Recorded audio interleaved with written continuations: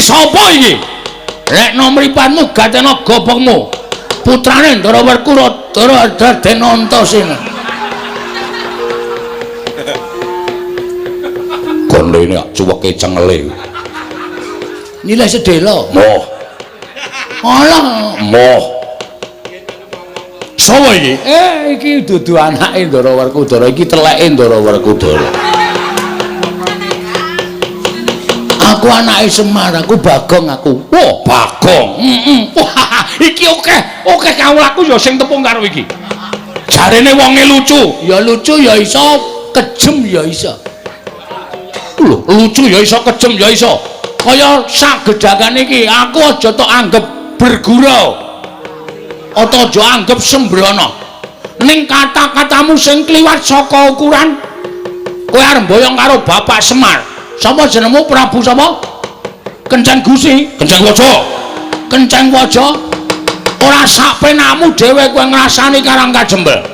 Ora sak kepenakmu dhewe kowe arep meksa karo Bapak Semar. Tak omongi ya, ning tanah Jawa kene iki ukurane hukume wong nyilih kuwi disilihi, nek ora disilihi ya wis nampa. Hukume wong takon diwangsuli. Ngono lho. Dadi nek kowe arep boyong karo Semar, Semar nek gelem ya boyongan ora masalah. Nek Semar ora gelem aja pisan-pisan meksa karo Semar. Mergo kowe arep berhadapan karo Kapolsek Karang Kajembel. Kapolsek kok wetonan Soping kok dadi Kapolsek. Ya men cerewet napa. Mbone ora iso crita ora usah crita, Gong. Oh butuh sekolah barang. Oh ngapa cerewet trep? Meneng iki lagi ya tantang-tantangan malah di sapenake dhewe. Yen ngono kowe sing dadi palange Prabu Panggolan Jagat bakal boyong Semar. Arta boyong-boyongan ora masalah. Arta kapak-kapake nek Semar gelem ki terserah kowe. Wong dasare aku ya wis jelen duwe Bapak Semar. Ning ora usah ngucap arep bumi angus Karang Kajembel. Karang Kajembel ki bumi kelahiran kowe, Mas. Karang Kajembel ki tanah kelahiranku. Aku lahir nang Karang Kajembel. Mula aku ki jejer putra bumi sing wajib berani Karang Kajembel. Sing wajib aku iso njaga Karang Kajembel. Nek ana wong sing arep ngosasik Karang Kajembel, arep gawe geger Karang Kajembel, ajange ora ning dadane Semar, ning dadane Bagong. Wah, jenenge Bagong. Waduh. Aku mas ngaku Antasena. Bagong ya Antasena. Ngapa ta? Mbah ya santai ora. Wah, Antasena dapure kaya dingklek. Rupa kok kaya dingklek ya, Tru. Bola-bali dilingguhi. Nek ora masalah, aku tetep gelem kaya dingklek. Tenan, aku nek arep dilingguhi mangap aku. Ayo.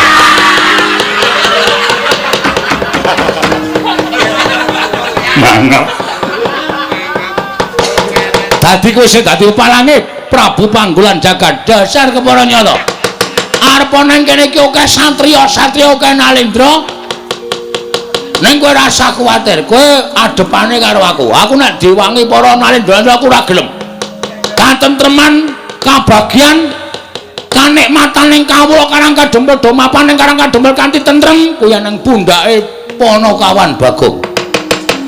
Dadi kowe ora usah kuwatir, aja wedi kowe nyawang karo satriya-satriya iki tamu kabeh. Nah umpamane iki dadi gelut antaraning kowe karo aku, sing nandangi ya meng aku. Waladal. Cengengesan. Kandhane mangan apa kok gumoh-gumoh? Lho, aku ki guyu ora gumoh. Ayo, kowe ora usah kokean gunung tanpa guna. Nek kowe arep gawe geger Karang Kajembel, Bagong sing ora trima. Weh, ladal. Yen ngono kowe wani karo aku, sing tak wedeni apamu? Wah, yen ngono nang endi papane wong neter kanthi gayan. Kaya apa aku sing bakal tekani mati, kowe mati aku mboyong Semar. Aku mati, Semar lestari mapane ning Karang Kajembel. Weh, lah kaya ngono ucapmu kowe, ha? Kowe ngerti Bagong nek wis nesu tenan. Wis tak antepi kowe nantang ada Bagong.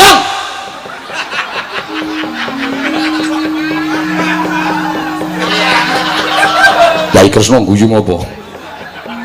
Bagong niku lho. Latri nyawang nesu kok sakarepe dhewe. Omonge cepete ra jamak-jamak. Ratune kok ya betah-betahe ngono lho. Wong saka kene ambune kowe abape batang tok kok. Kok ya ratune iki tanpa lunga. Arane karo bangenan. Arwane karo ponokawan Bagong. Aku wis ngentekke raja kaya kowe iki nem akhir-akhir iki. Hah? Modar kabeh mungsuh Bagong. Dadi nek kowe arep kurang ajar karo Bagong, oh, ketiban sikile Ndara Werkudara ora mati derajat.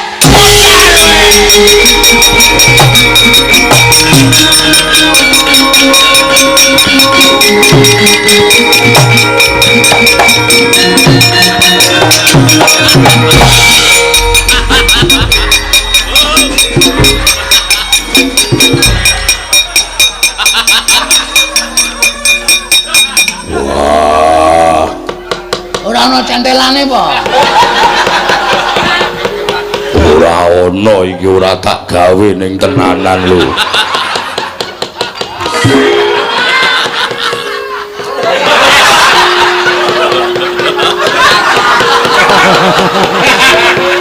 Sajake sing natah lali mbiyen. Kudune ana centelane kok ora ana centelane. Wah, Bagong gawe kaget. Gawe kaget pripun? Kowe muni tiban sikile Werkudara. Wah, jangka tendang wonge. Werkudara, lah kok dadi kowe melu-melu perkara iki? Werkudara, lah kok dadi kowe melu-melu perkara iki? Aku krungu Bagong muni ketiban sikile Werkudara, pecah sirahmu. Kaya wong kaget aku terus jangkah. Sirahe ratu mau terus tak tendang. Wah, dudu salahku, salahe Bagong. Weh kok sik, kok salahku ngopo? Wong aku ora ngopo-ngopo kok. Aku rakon. Kula mboten dauk, kula mboten akon sampeyan. Kula mung muni ketiban sikile Ndara Werkudara, pecah sirahmu. Aku terus jangkah. Sing muni akon sapa? Aku ora mung ngomong to. Sampeyan niku sing kagetan. Wah, edan. Ora edan iki tenan. Ora ana wong Jawa kejaba aku, "Ndara, niki mang tendang." Iku kalimat perintah. Berarti sampean kula kon. Nek kula muni ketiban sikile Ndara Werkudara, apa ana kalimat perintahe? Ora ana to? Wah, ampun rika ditandangi. Sing nantang ki kowe, sing nendang sapa? Sing nendang daramu Werkudara, sing nendang tanggung jawab. Aku kamen padu. Ora ngopo-ngopo. Pripun Den? Wah, celeng. Kapusan karo Bagong. Lah wong niku kudu nganggo pikiran, kudu nganggo. Niku lek medantang sing apik ora iso. Wis ben nang kene wae.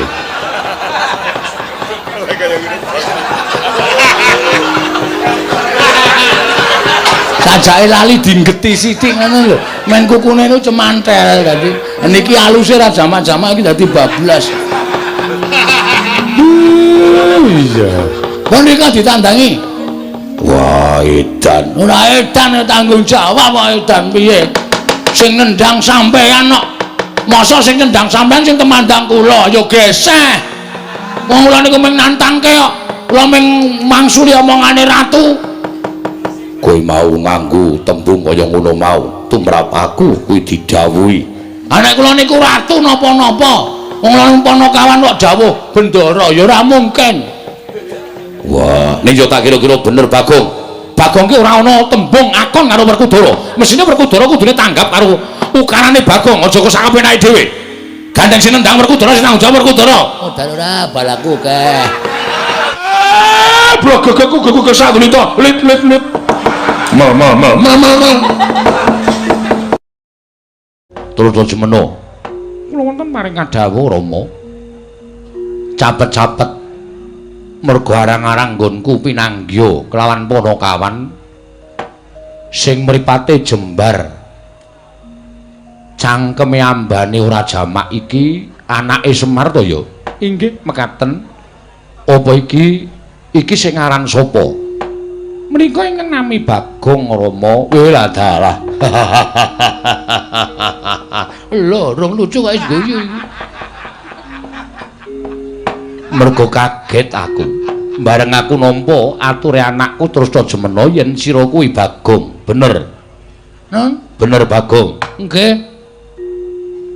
Padha kanthi raja sapraptamu ning negara Pancala. Nunamet pasang Kalimantabe tinebene ngledune dumawing tawang-tawang. Linepatna ing tulak manu sinuwun. Leres kula ingkang ngabdipun Bagong karana nggih mbok arang-arang pinanggih kalian Sinuwun Prabu ing Pancala. Iya. Sinuwun Prabu Dubriksa Drupada. Drupada. Oh iya. Dubriksa iki buta e. Sinuwun Prabu Drupada keparang kula ngaturaken sembah semung keping pangabekti kula kunjuk. Iya tak tampa. Pangestuku tampanana. Kula pundhi nggo jimat paripe dayanana ing kasantosan sinuwun. Ponokawan Bagong padha raja sapraptamu. Ndara sinten sampean?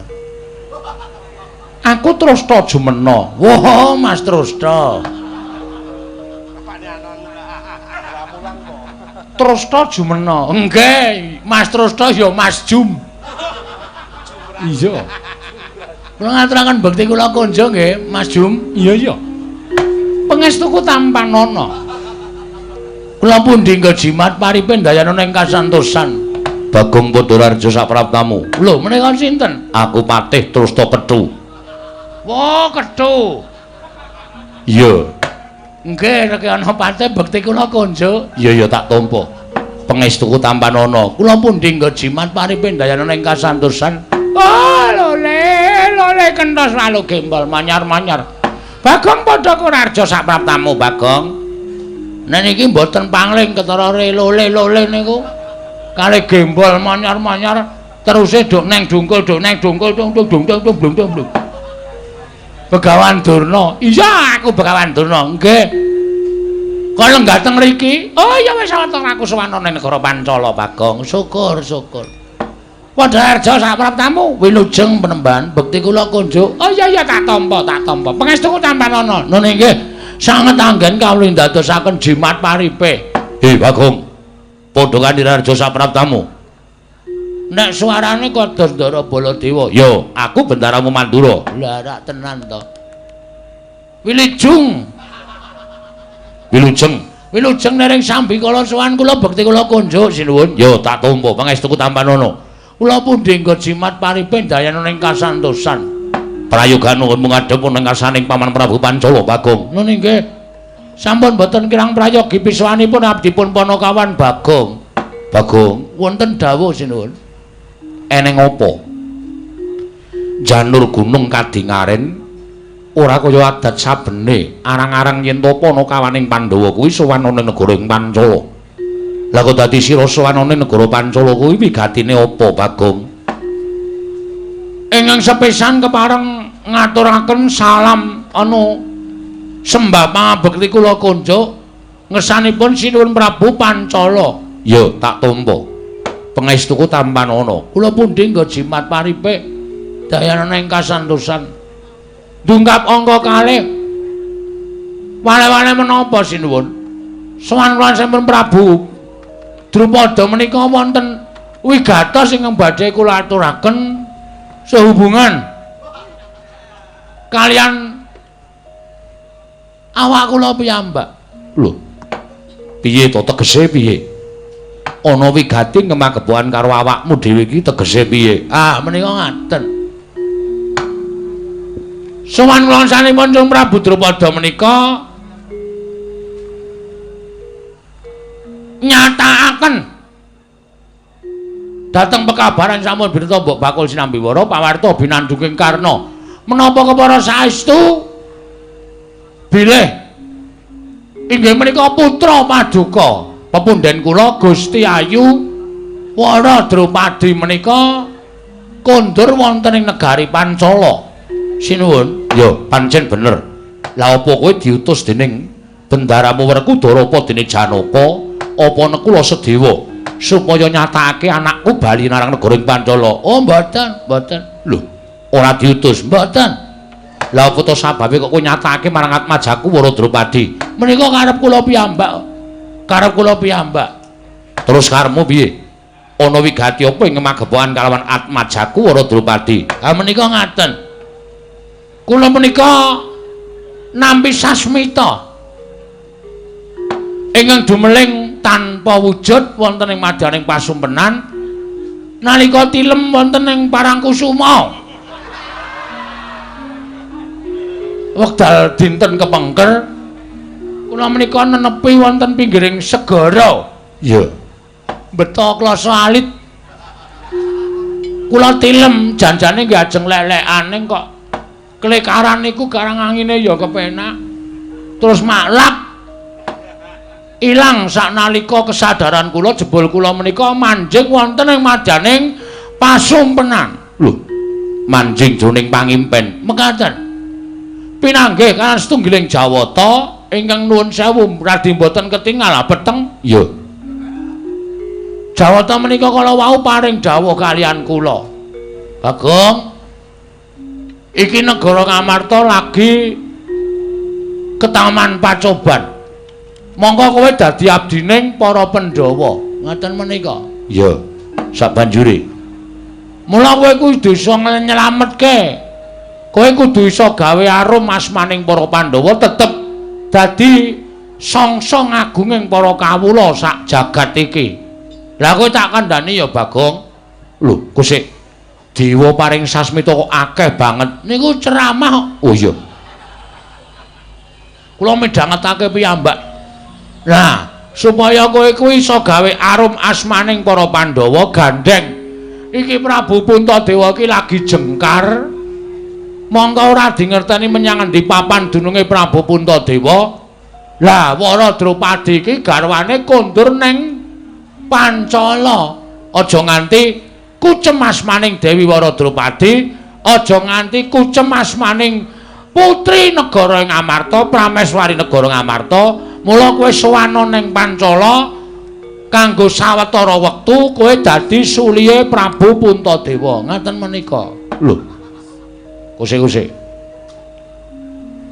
Tegese dadi sulihe Sinuwun Puntadewa utawa anak Prabu Puntadewa iki tegese piye? Kula dhewe ya ora dong. Kula tumuli matur dewa wau. Nuwun sewu Bu Kulun. Kula dipun dadosaken sulih menika tegesipun kados pundi? Dewa wau niku paring dawuh ingkang dadosaken kula menika kagiat. Kaget. Inggih. Ora ketang sawetara wektu kanggo nyelametake asmaning Dewi Wara Drupadi, kowe nang negara Pancala nglamar Wara Drupadi peken bojo sementara waktu. Kusik to. Ngepek bojo kok ming sedhela iki piye? Kula niku kulina nganten niku. Lho, kulina ngono piye? Kula niku nek ngepek bojo niku mung dela-dela kula. Cocok mboten? Nek kira-kira ora patek cocok ya culke. Nek kira-kira cocok ya teruske. Kula niku nganten biasa nganten. Mulai edan kuwi. Lah anakku kuwi dudu sing kanggo jajal-jajalan ki ora prayoga. Mboten jajal nika resmi. Dados ingkang putra menika mangke menawi purun dhaup kalih kula, mangke nek Sinuwun Puntadewa sampun kondur, kula konduraken. Lho, lah upama baline setahun ngono nggih. Piye njuran? Lah, kula ya ngepek bojo gandeng saniki tindane wis 3 sasi ya 7 sasi menjadi hak milik saya. Lho. Kok kaya ngono lho. Niku wis biasa teng omah kula. Gareng niku nek lunga suwe niku bojone titipke kula. Weh, ngono to. Niku pun biasa. Kowe lungane pirang dina, Reng? 7 dina. Titip bojo ya, Gong. Nggih kula gawa teng omah. Weh. Kowe ya diladeni. Lah iya. Ya ora masalah. Lho lah Gareng kok ya trima. Lah kula nek lunga le bojo kula titipke Gareng kok. Dadi tenggen kula niku wis usum, genti-genten niku wis usum. Edian. Lah kok dadi kaya ngono ki piye? Sing ra entuk dititipke kuwi bojone Semar. Mergo bojone Semar Widodari ayu banget Tahu bapak lunga titip ke aku bapak ndiasmu. Sing arep melu ngapa mbokmu meneng omah wae. Ngoten niku. Lah mula sowan kula menika namung mituruti dawuhing dewa.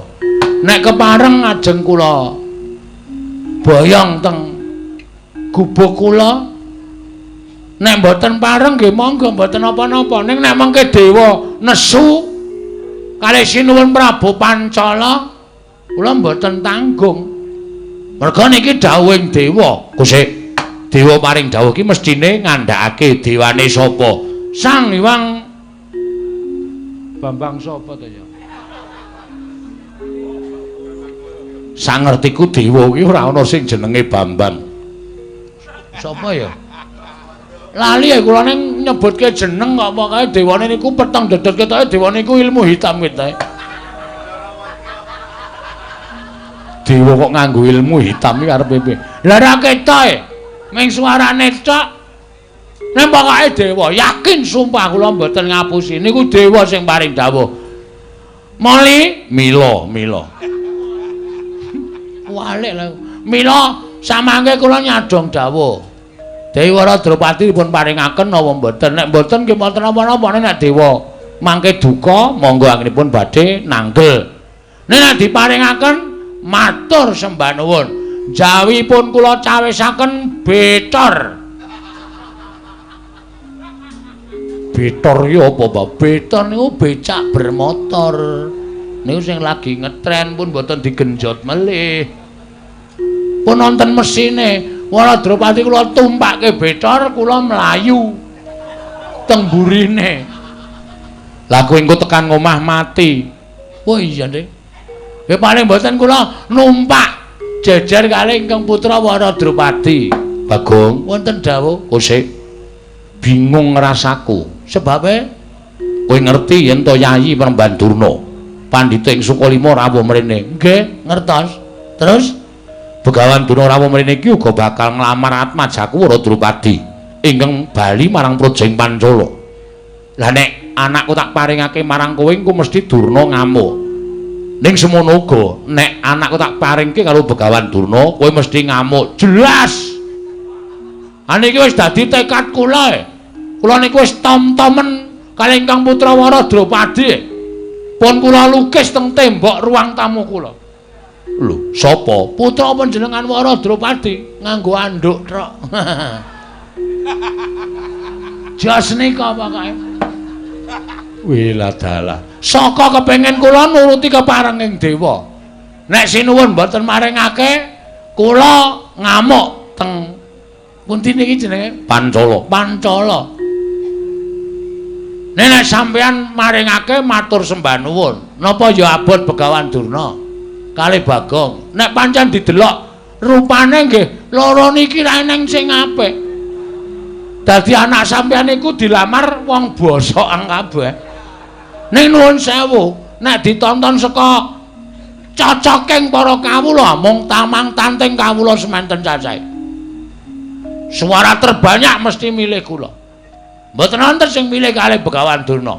Mboten wonten kecuali nek swara niku swara bayaran mesti milih niki.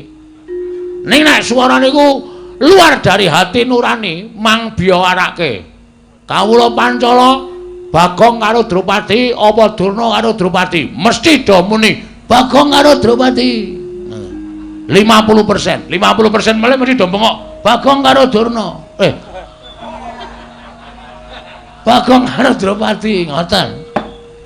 Wiladalah iki bingung aku. Bingung sampean ketok ana bingung. Pertama wau pun bingung sampean wis ketok. Lah lakon kok Bagong rabi ngene ora gawe bingung apa ora pecandhase. Mula ya alon-alon mawon sak titahe waton tekan esuk sing penting wis dibayar ngoten mawon. Iya, kula niku gumen suwe-suwe kok do njaluk lakon kok waton sak kepenake dhewe. Suwe-suwe iso lho, Bagong supet ngono iso.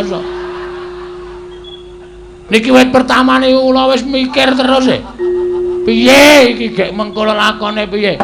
Mongko wis diweling, Limayang bebas mawon rasa pakem-pakeman sing penting Bagong rabi. Ya tak takoni rabi ro sapa? Ha monggo. Lah napa ora pecandhase niki? Niki dibayar ning iso setruk kula sesuk. Ya sing ati-ati. Ngati-ati piye mikir ket sore ngati-ati. Niki niku nek ora tak ganjel bokonge kula geblak ket wau-wau lho. Sebabe panggunge miring. Panggunge miring medhun iki iso mriko tenan. Ya piye? Lho. Malah ndukani seneni karo aku. Ah kula sak kepengin entuk kabar pawarta e. Pripun? Waradropati diparingke napa mboten? Nek mboten kula ngamuk niki wis kecekel tekan sak durunge gara-gara niki lakone. Monggo bar limbukan kula perang kali Kurawa wis lumayan. Engko terus gara-gara bar gara-gara mikir meneh. Ning ora masalah, ora apa-apa waton gelem nanggape kok. Bangane ra ngarani lakon ra nanggap nggo apa? Lah iya. Kowe kok malah ngresula dhewe iki piye? Amen kok. Mangkel ya kula. Iya piye? Anake iki dikeke apa ora? Kok iya. Kula kei wektu 2 kali 24 jam. Suwe timen lewayangan ki ping tekan sesuk-esuk. Wah iya Ding, 3 kedheping paningal. 3 kedheping paningal. Nek sinuwun Drupada mboten paring dawuh Bagong, anakku tak keke Durna apa tak keke Bagong? Ora ujar ora kaul. Nan kula nesu tenan teng mriki. Sampeyan ngerti to nek kula nesu, kula nguyuh sak nggon-nggon. Biyen kratone Pesing mbok men. Asli kula ora guyon niki. Pun mang paring dawuh, kula nengga sabdanipun Sinuwun Prabu Drupada. Ora kaya wae.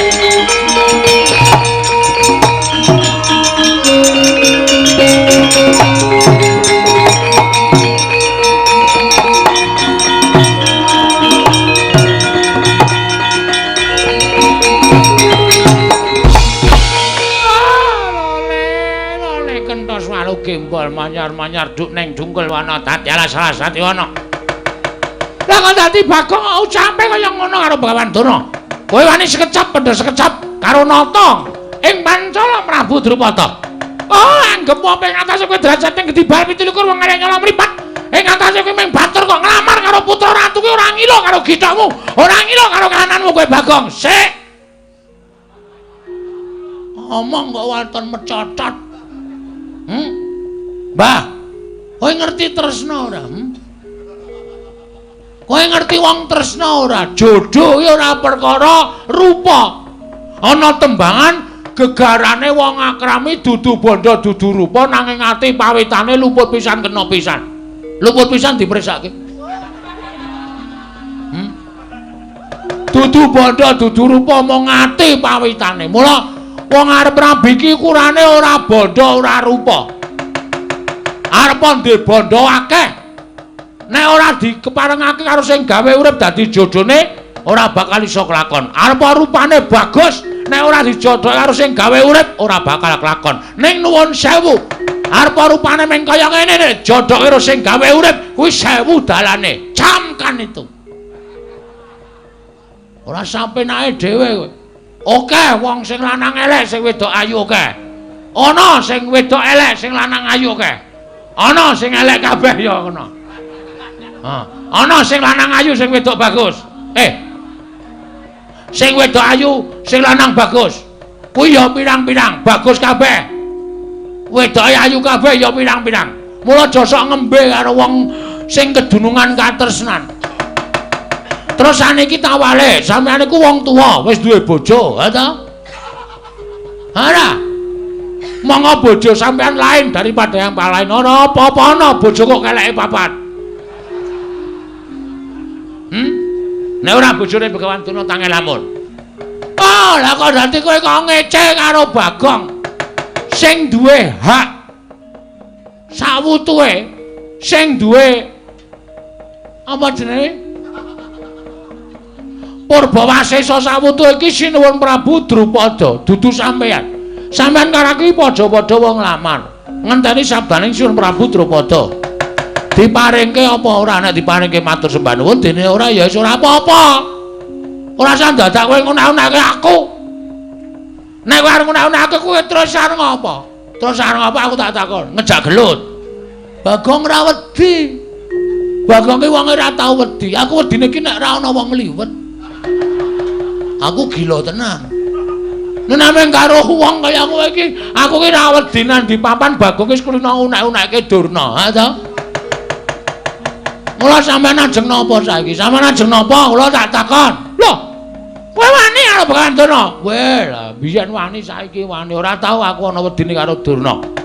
Yen ngono ngene, tak gawe sayembara. Oke, ra masalah. Gandeng aku karo kowe padha-padha ngalape lawan para Drupadi. Sapa sing iso? Kowe karo aku andon pupuh tegese Bandayuda. Oke. Bagong aja sembrono Durna iki kekuatane ngedap-edapi. Sampeyan ora usah ngelekke. Sampeyan ratu ra ndek keputusan. Nganti kedadian kaya ngene iki mergo sampeyan ora paring pangandikan. Drupadi tak keke iki, tak keke kae. Ngono rampung, ora dadi geger. Sampeyan bareng kono kahanan kaya ngene lagi. Bagong ngati-ati. Kula kowe tuwa ora usah dikandhani. Lho, aku malah tok unek-unekke. Nang kene ora tau unek-uneke kabeh. Bagong aja kaya ngono. Ngapa kowe jum? As kebacon muring nek carane ngene. Bagong. Kudune kowe ngawas karo githokmu. Ora ana wong ngilo iso ngilo githake dhewe. Lho. Ora usah melu-melu Sinuwun Prabu Baladewa. Aku ngerti sampean tekan kene mbelani karo Durna. Kudune sampean ki mikir. Sampean iki kudune menggalih. Prabu Puntadewa ki sapa? Prabu Puntadewa kuwi kadang sampean dhewe. Prabu Puntadewa lunga, bojone purik kok malah ajeng jodoke karo Pendhita Armodar ngene. Sampeyan iki ratu, nuwun sewu, iso menggalih apa ora? Lho piye? Nyepeleke ora. Sapa sing nyaru wis tau nek-nek. Nah, ra ngapusi. Aku nek, "Ha apa? Kowe barang yo apa?" Gecek modar kowe. Lho wong delok barang kok dinek-unekke. Wis ben apa? Ha ora. Jajal sik jeblase kuwi. Nek ora ngene iki ora metu pangunek-unek ing atiku. Ora. Nek pancen wani metu jaba. Oh iya, oke. Metu jaba ya metu jaba. Ayo, neng lapangan utawa nang alun-alun negara Pandura ditemtoke. Kekuatane Bagong karo Begawan Durna iki menawa sapa? Lakon legandang dening aku. Legandang jangan legandang. Caedan. Kae ora legandang ning gelandang. Salah kabeh. Begadang. Berarti sampean penggemar Rhoma Irama. Ngerti lagune ayo. Legandang jangan legandang. Ono kuwi. Sampean seneng lho. Oh iki wonge nyenengke. Nanggap ora mung guyu. Yo sesuk tak timbali ning Pancala. Nah ngono, sarombongan. Yo. Beres pokoke gayeng. Yo Bagong. Nyuwun pamit lajeng gelut kalih Begawan Durna. Yo sing ati-ati. Begawan Durna sing ati-ati. Oh nggih Kakang Prabu Pancala ngestakaken dawuh. Ayo metu njaba. Iya wis kulino namung tatokke njaba. Aku wis ngerti kok iki nek ora metu njaba cilaka iki. Tanggung jawab iki. Mula terus gage-gagele. Nek ora ngono Jawa ya ngrekoso. Wis kono do metu njaba ndak malah gawe geger ana ning jroning datra. Ayo metu njaba Bagong. Ayo metu njaba ya metu njaba. Lho. Hop sik. Wong arep perang kok kaya uyon-uyon ta iki. Aku ra melu dodo kamu to, wah jan keparat tenan iki. Baleni ayo tantang-tantangan baleni. Oh iya. Yen ngono kowe uga ngarepake para Drupadi pancen kepara nyata. Tak gawe sayembara Bagong. Apa sayembaramu? Sapa sing cilik iso gedheke, gedhe iso nyilikke? Aku iso. Aku cilik iso tak gedheke, yakin. Nan kuwi. Sapa sing cilik gedhe iso ngungkuli kadhetane Begawan Durna? Wenang. Boyong Waradropati. Nek kowe kalah kowe bali. Waradropati diboyongane Begawan Durna. Ayo, metu coba legane aku. Ah, ngono iki.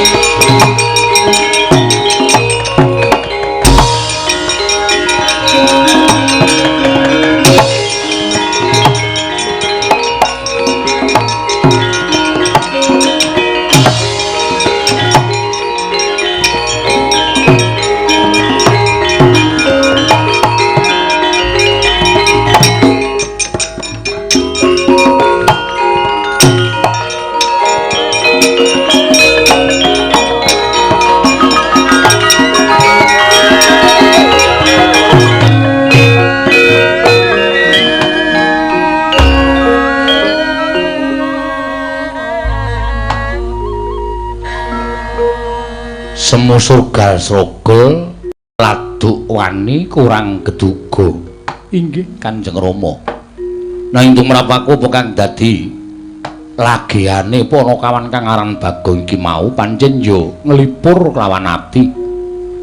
Yen pancen ditonton saka babagan unggah-ungguh tata krama ya rada ninggal nanging jroning ninggal tata krama lan unggah mau yen to dudu Bagong mesine ora bakal wangun ning nek Bagong kok dadilan wangune ngeten Kanjeng Rama malah saka pangiraku negara ing Pancala dina samengko bakal dadi ajanging pasulayan terus semeno luwung maring adawuh aku ing bakal nemoni Mbak Yumu Waradropati non bakal tak tanting sapa ing bakal dipilih antaraning Bagong lan Begawan Durna ngaten kemawon Rama.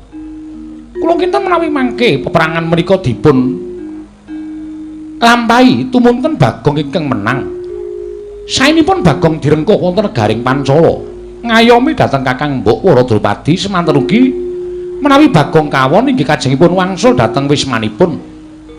Paman Penemban Durna kalenggahaken wonten negaring Pancala ngayomi dhateng pun Kakang Mbok Waradropati namung kemawon sampun ngantos dipun parengaken kaboyong wonten ing Pusaka Lima. Oh ngono ya. Inggih. Menawi mboten dipun paringaken kaboyong wonten Sukalima, kula saged ngawat-awati dhateng tingkah lampahipun Begawan Durna menapa dene Bagong ing badhe menang wonten peperangan mangke Rama. Lah kuwi malah luwih prayoga lan luwih becik. Yen to pancen kaya mengkono terus semena budalna kang padha seba pun Rama kundur ngedaton nok ngestaken dawuh Pati wonten timbalan. Kaya Surana dawuh maneh. Budalna kang padha seba Pati nok ngestaken dawuh nyuwun pamit matal pasilan sing ati-ati aja kaya bocah cilik. Purna gatining pananggilan sanata sukundur ngedaton drog sangke dampar kenapa gambaran gading kadhiraken sangganing Pramban Cedi manggung ketanggung Joko Palala ingkang sami ngambil padraning keprabon kawis tinggal saking Mandrawa tindaknya Sri Nararata lamun katinon saking Mandrawa kaya tansah jejengkaran tindaknya Sri Nararata wau paripurna sang nata Asami Candro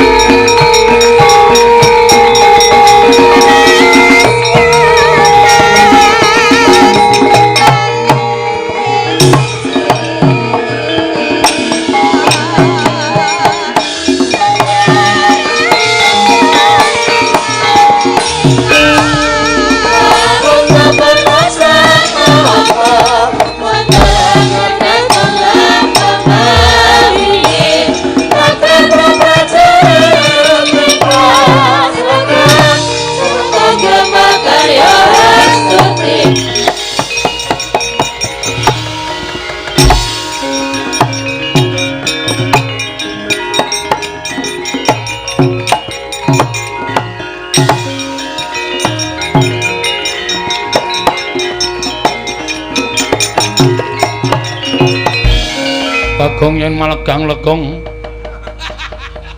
Pana kawaning para Pandhawa Kladuk gecul kang mural ucul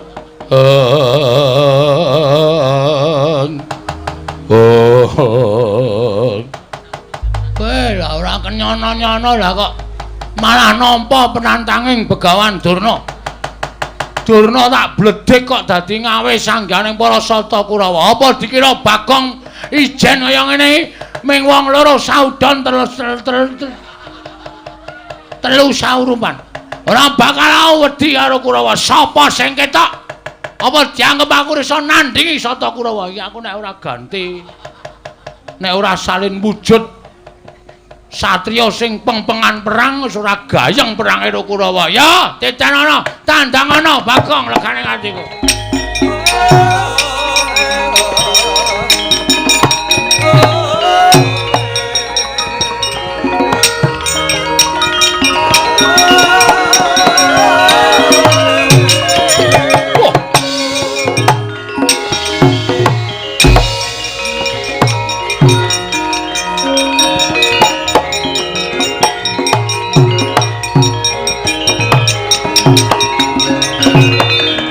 Bapak keperanggul mungguing ayuda kepapak bawat nyobentar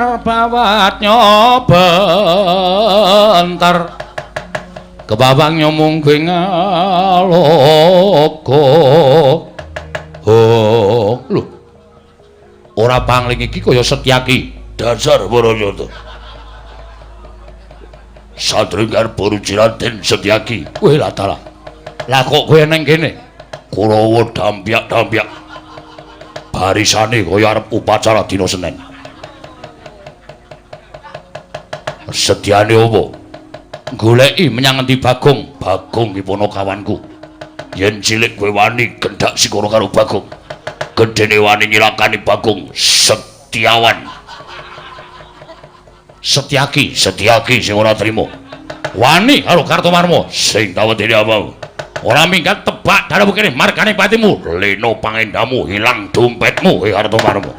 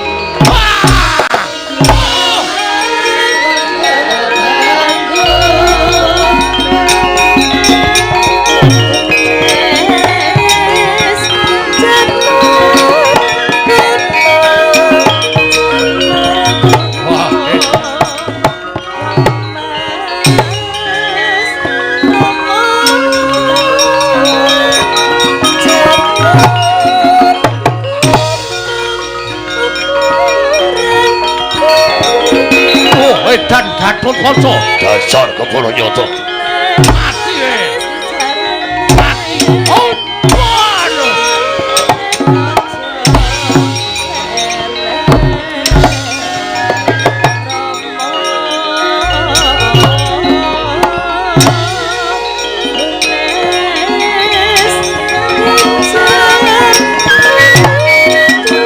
mati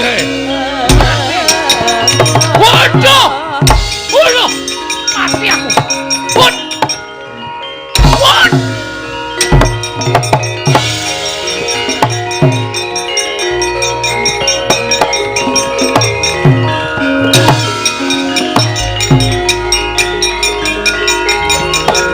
Hei, minggir.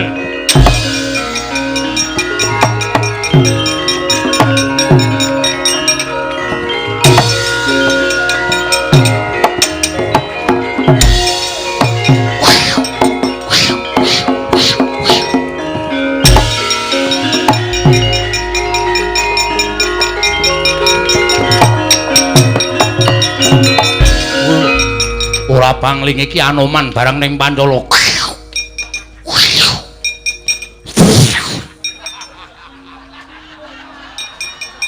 Wah, Anoman mere kok idune nganti muncrat-muncrat. Edian nguyuh barang. Endi Bagong? Kena kowe? Ketemu karo Bagong yen iso nglangkahi. Kuandane Sariman. Sariman aku Anoman mati dene aku pangkau tak ayone. Wah! Oh! Oh, mati aku. Wah, iya. Wah! Oh! Syah!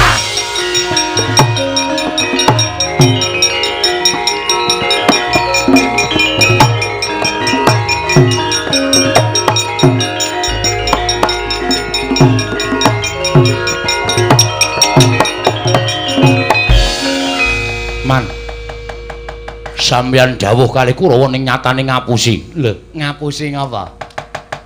Bapak Durna paring dawuh nek Bagong sing dadi pepalangi nggone bakal mboyong para Drupadi. Ning nyatane Bagong wani karo Bapak Durna jebul kancane pirang-pirang. Le, kesek ta? Bagong ki ijen kula ketemu kali Sencaki. Sencaki gelut kali kula dereng rampung dumadakan wonten Gatotkaca. Sirah kula dicekel kalau kaca kula wis mati. Kula wis rumangsa mati. Ning diuntir gulu kula niku mboten kok pedhot malah kaya digrepek mak kruduk ngoten.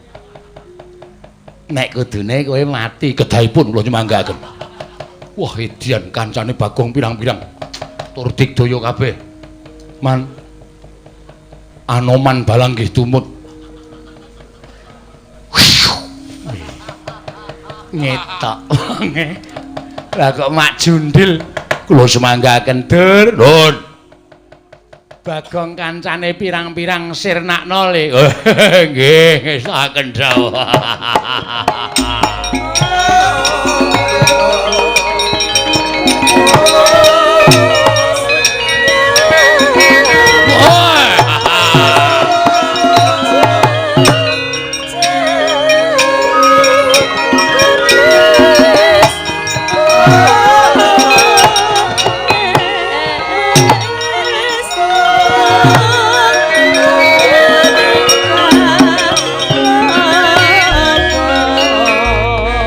Dursasana barang kok maju iki.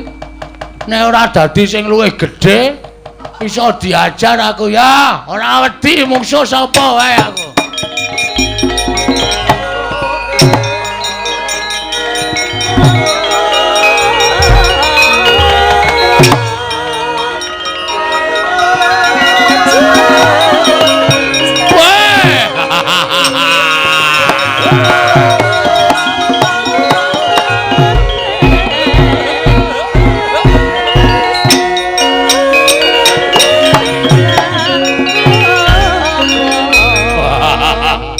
Wiwit kapan kowe joget Werkudara? Wah, sapa ngerti gubuk asmara. Aku seneng joget. Edan. Oh, Werkudara iki. Wah. Dasar Bharanyata. Wah, suaramu kok serak iki ngopo? Wah, kokean karaoke. Wah. Demit. Kakang Dursasana. Werkudara winti Bagong? Bagong iki padha kawanku. Sopo ya arep gedasi karo Bagong aku sing ora trima. Wah, omonganmu kaya wong mendem ngono. Iya, Ngek. Iya, Ngek. Satriya kok iya, Ngek. Mati ning aku. Wah, idak mati kowe. Kaya apa aku sing tekaning mati. Iya. Ayo. Ojar.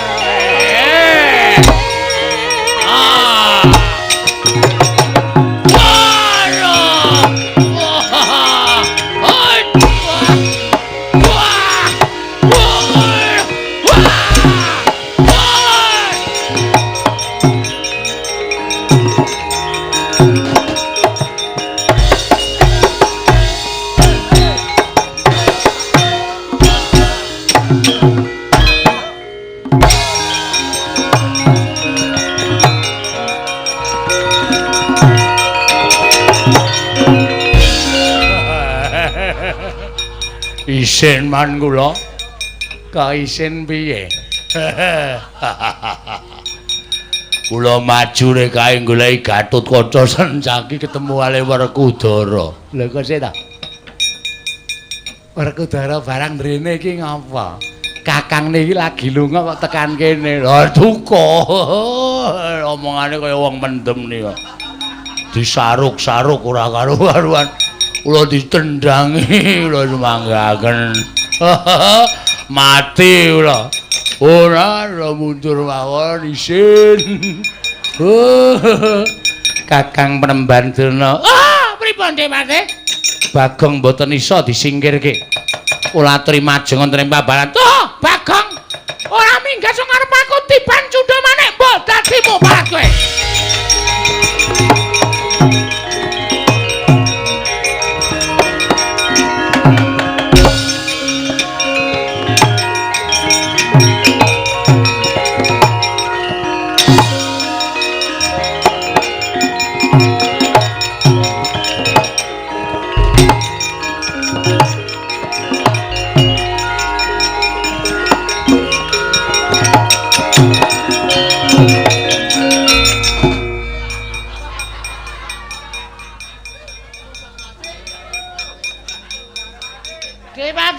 Pripun? Ampun mriki lho. Lah pripun? Isin kula. Iki pokal gawene sapa iki keparan karepe dhewe.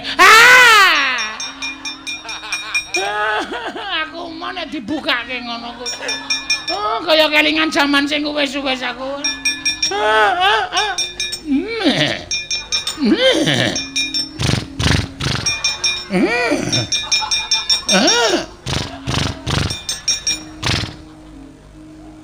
Kok le jembing.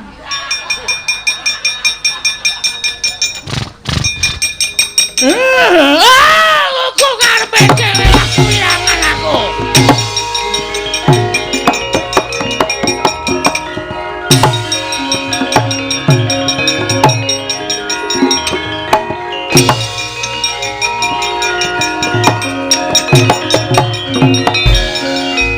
Bawa dulu tas pundi?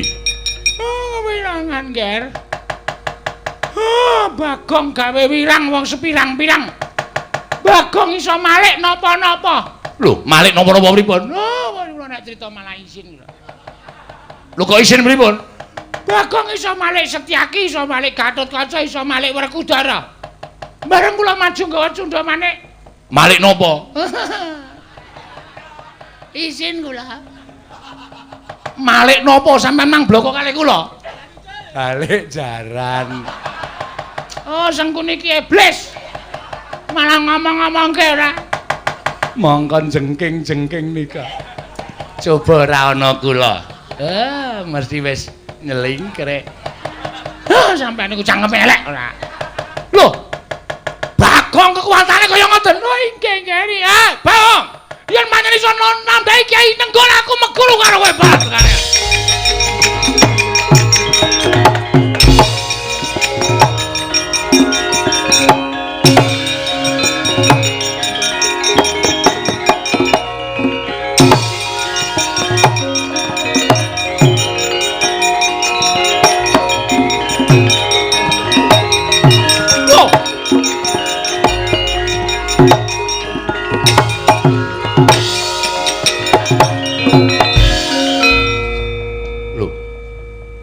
Lho iki ora pangling Nyai Ndrawati.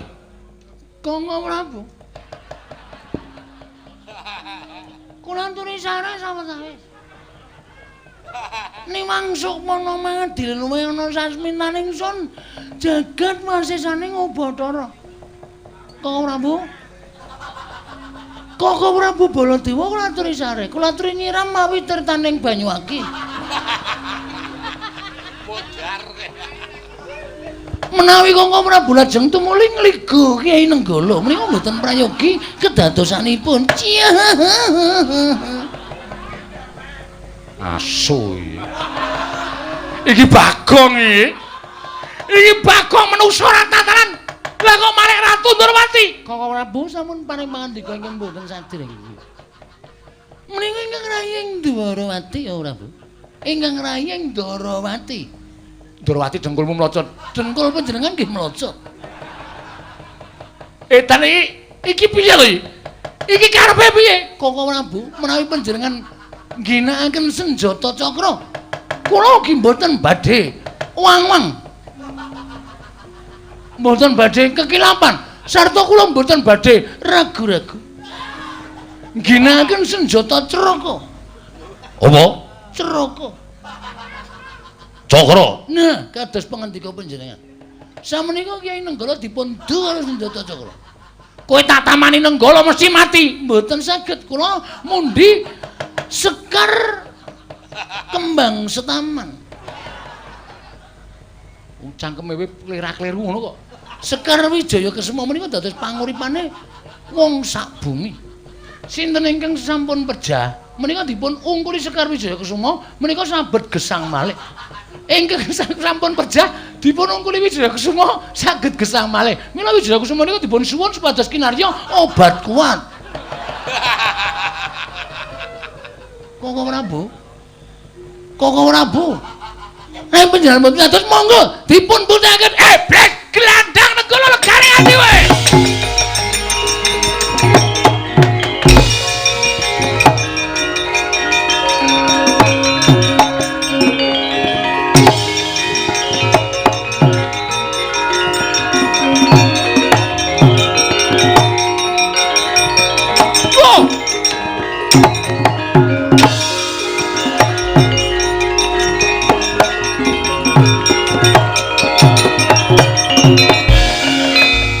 Janaka undendrem. Janaka undendrem. Siadi ngerti Yai Prabu Kresna menyang endi? Prabu Kresna nembe dateng Indomaret. Edian. Iya aku kok digawe bingung karo lakon iki. Iki dudu Janaka iki. Iki dudu Janaka ayo ngaku ae. Koko Prabu. Koko Prabu. Wingeng rai menjanaka. Koko Prabu Baladewa mlajar-mlajar wonten menapa? Aku golek Yai Prabu Kresna. Koko Prabu Ndrawati mboten dalem papan mriki. Koko Prabu. Nggih. Kula aturi nyiram tenan sabar. Menawi Koko Prabu mboten mangke. Koko Prabu mbanyan iki ardane kamsu Koko Prabu samriki Koko Prabu. Iki kok mengko Koko Prabu karepe piye? Nek menjenengan badhe mulawan Bagong. Ning mboten ten. Koko Prabu. Mboten nrimo nganti nampane. Koko Prabu samangke kula ngaturi kok. Ah, kowe Bagong kowe karepe iki.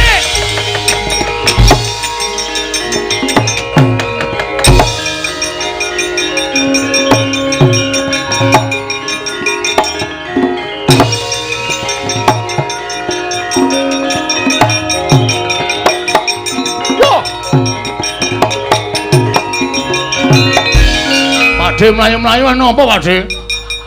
Pakde Mandura mlayu-mlayu nang apa Pakde? Nek pancen Pakde duwe kerepetan kandha karo Antasena, aku sing bakal nglampahi Pakde. Anak kula nang Antasena. Aku anak kula nang Pakde.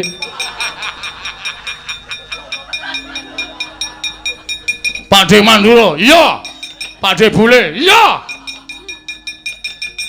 Kowe ngerti Bagong ora? Sapa Pakde? Kowe ngerti Bagong apa ora? Pakde ngeloi Bagong kok. Kusik. Saiki omong sing suwe. Omong sing suwe. Suwe. Lho, ora ngono. Omong sing akeh. Akeh. Antasena, piye Pakde? Antasena saka ngendi? Kasatriyan. Kasatriyanmu ngendi? Pringgondani.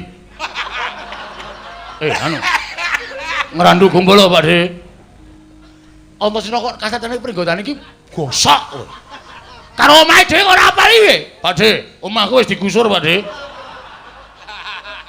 Urung ding, Pakde. Kasatriyanku ngrandu Gumbala. Pakde goleki sapa? Goleki budhe apa? Ora. Goleki Bagong. Bagong ora ana, Pakde. Kowe rasa ngapusi. Suaramu grok-grok kuwi Bagong. Kowe ora minggat nenggala dening aku. Aduh, Pakde, aku tak mlayu, Pakde.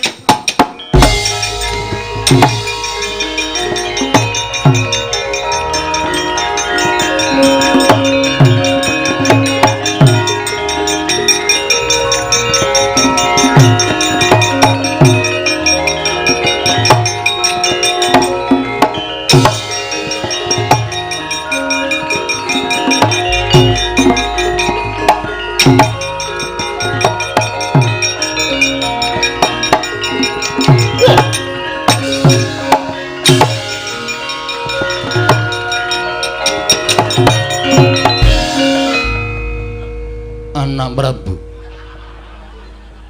kula suwun kanthi sanget kula aturi nyiram mawi tirtaning kesabaran. Sedaya perkawis punika mboten badhe paripurna menawi namung kinarya gejegan. Anak Prabu tiyang agung. Paman Prabu Pancala kula nyuwun pangapunten sak kalangkung kathah mboten dados menapa nggih. Namung kula kanthi sanget kula suwun kula sampun panggihan kaliyan anak kula pun Waradrupadi. Paman wonten dawuh. Kados menika wartosipun. Yayi Waradrupadi sagang ladosi bapa Panembanduna menapa mboten? Kula sampun nanting dhateng anak kula pun Waratrikandi, anu Waradrupadi. Supados badhe ngladosi kalian kadang kula tunggal guru duk nalika wonten SD Negeri Impres.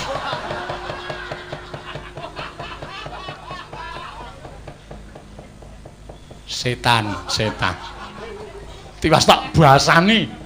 Menus ratatanan gugu karepe dhewe menungso kranjingan. Wah, lah kok kowe iki ngobrak obak karo asmaning Paman Prabu Pancala. Malih ora kowe? Kowe malih apa ora? Ora gelem malih aja nglawan kendharat ning tanganing Baladewa. Nggir, Bu. Tiyang Agung Baladewa. Menawi panjenenganipun tiyang agung Mandura menika mboten kersa angendhak dhateng kamurkanipun menapa badhe kula wadulaken dhateng tiyang listrik. Lah tenan to. Lah tenan kowe pake. Ayo pokoke entekke wayange.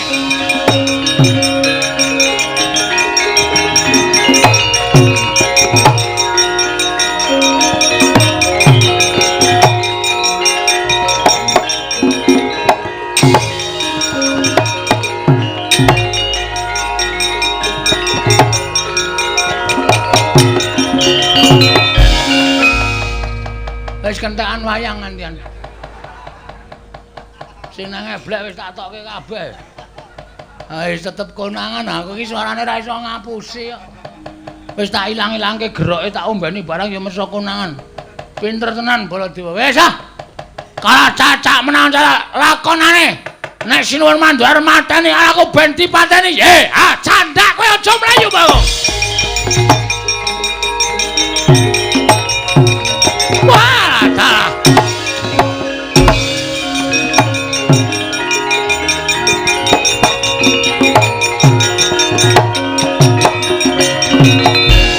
Candak.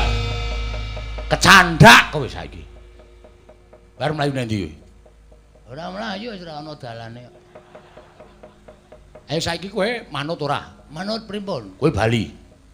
Nyaketen niku bali. Yo. Wis ra ana ojek. Ngrekoso kula le mulih. Bali ora? Mboten ajeng wangsul. Wani karo Baladewa. Mboten ajeng wantun. Nek ora wani bali. Mboten ajeng wangsul. Tegese wani karo Baladewa? Mboten ajeng wantun. Kowe iki jane piye to? Ya ngene iki asline. Wah, setan alas. Bagong, nun. Aku wis ditanggungke karo Yai Prabu Duryudana supaya iso kelakon mboyong Waradrupadi dikaro dening Bawa Pandurna. Ning nganti aku gagal mboyong Yai Waradrupadi, aku bakal nampa duka saka Yai Prabu Duryudana. Mula aku tetep kudu mentala karo kowe. Terus kowe bali ora? Mboten. Tetep ajeng garwa Dewi Waradrupadi. Ora ngilu karo githokmu. Pun ta. Tresna niku mboten perkara bagus elek. Sapa ngerti kula mangke ketemu Waradrupadi purun kali kula. Lho, sapa ngerti? Ning ngono ora gelem minggat sing ngarepe Baladewa. Mboten. Glandang Nenggala mbuh dadimu kowe ponakan Bagong.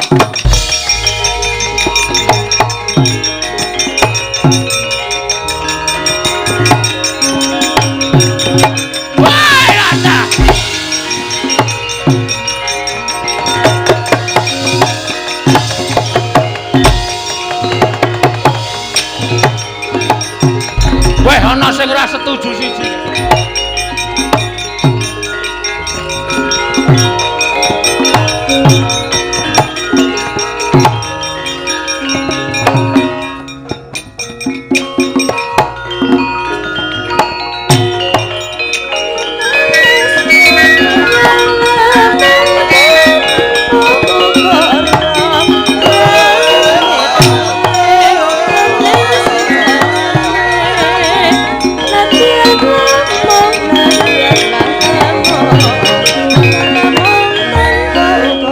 Nalin ngrembet marwa sing sang Katriga mulung.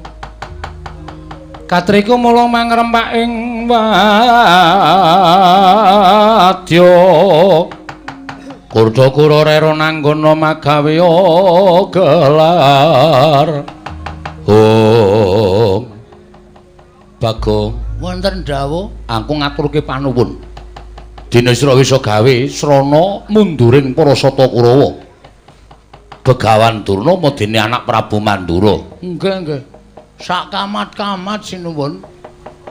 Gandeng sayembara ingkang sekawit nalindring Pancala melu mirengake marang upataning Begawan Durna. Nyatane sira Bagong ingkang bisa ngundurake Kurawa lan iso menang lawan Begawan Durna. Nggih.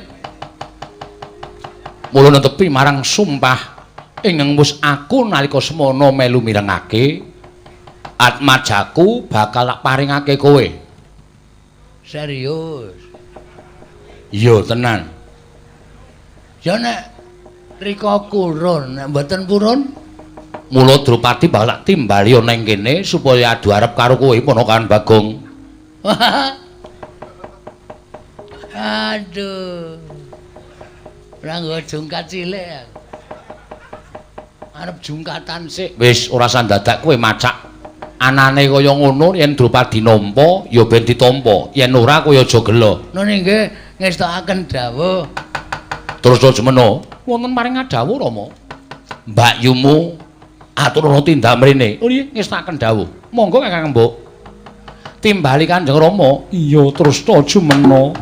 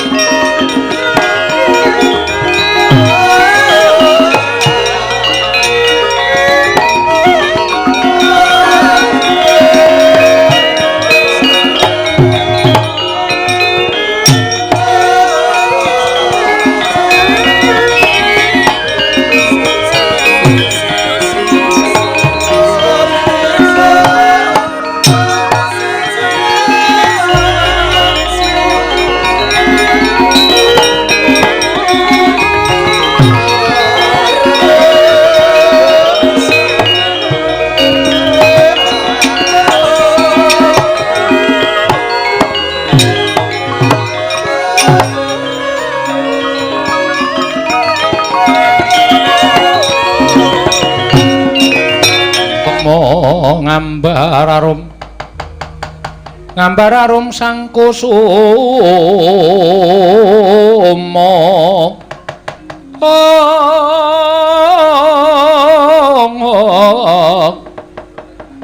gembrang-gembrang yen ngandika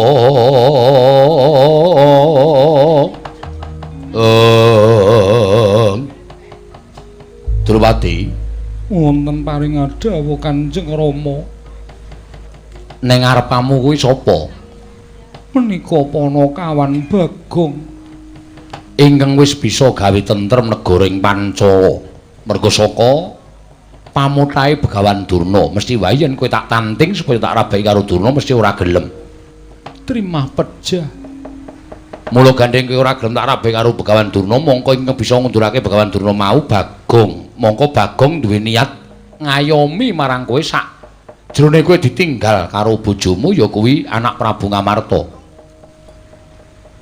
mekaten Kanjeng Rama iya menapa dipun keparengaken kula sak rembag rumiyin kalian Bagong ya sakarepmu kono aku tak nglungani papan kene rembugen sing kanthi apik-apik nggih ngestaken dawuh wis kono Bagong non penake durung apa-apa wis kon menakke Panakawan Bagong wonten dawuh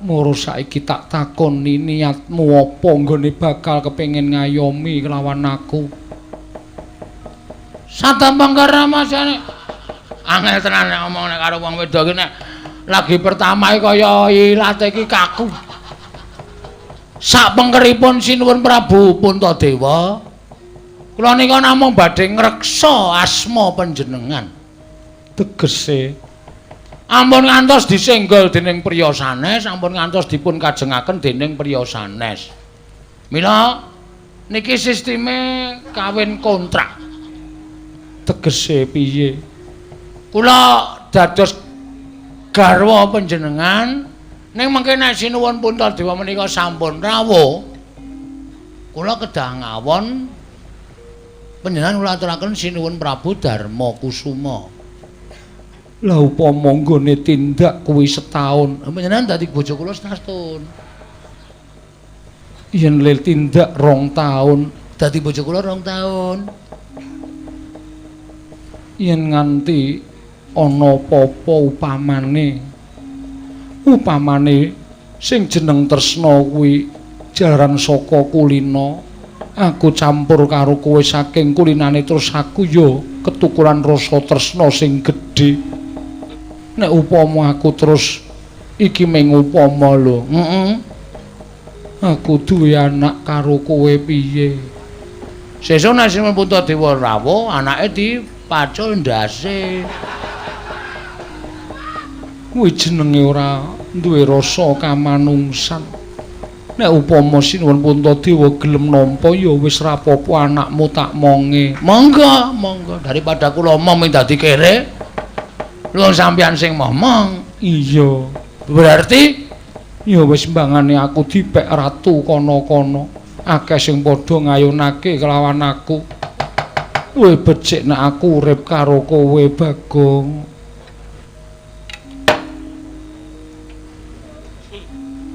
Puspawarna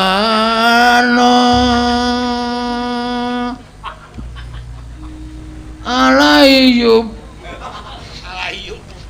kowe iki arep ngopo ajeng anu buka gending apa mboten iso ame ngawur watone lekom menika saestu iya tenan wah jan nek ngoten kula wis ora ana tabeting antaraning Panakawan kare Bendara ora ana kepareng kula badhe ngadeg ya ngadeg kok saiki wae nggih alon-alon karang wong tuwa ning ngadeg ora iso sakal iya wah jan kula ya wis ora basa karo panjenengan wis ora sah basa ora apa-apa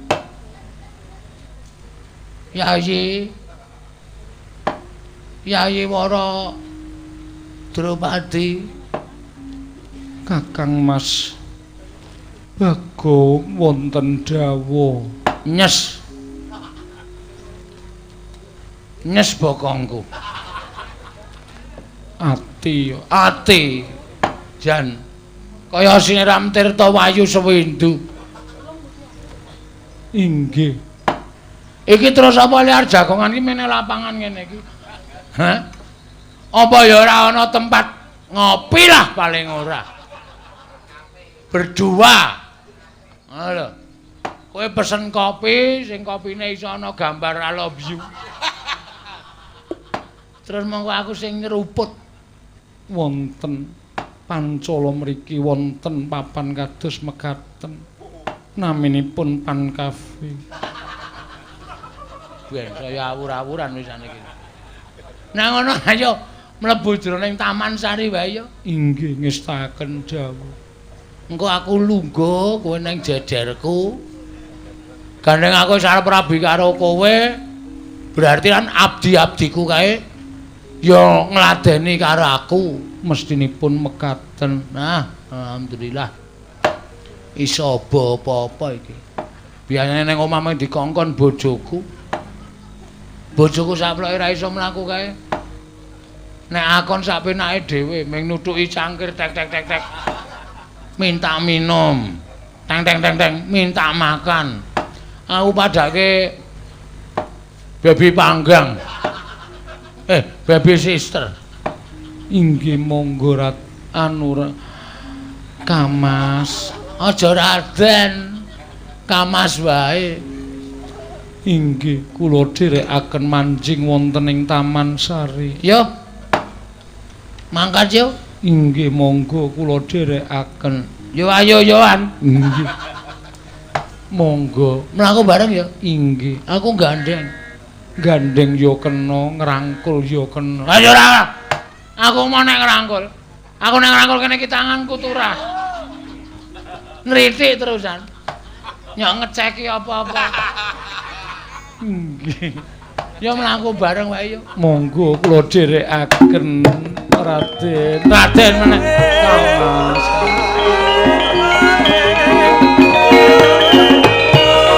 Abdi dalem arep nendi kowe?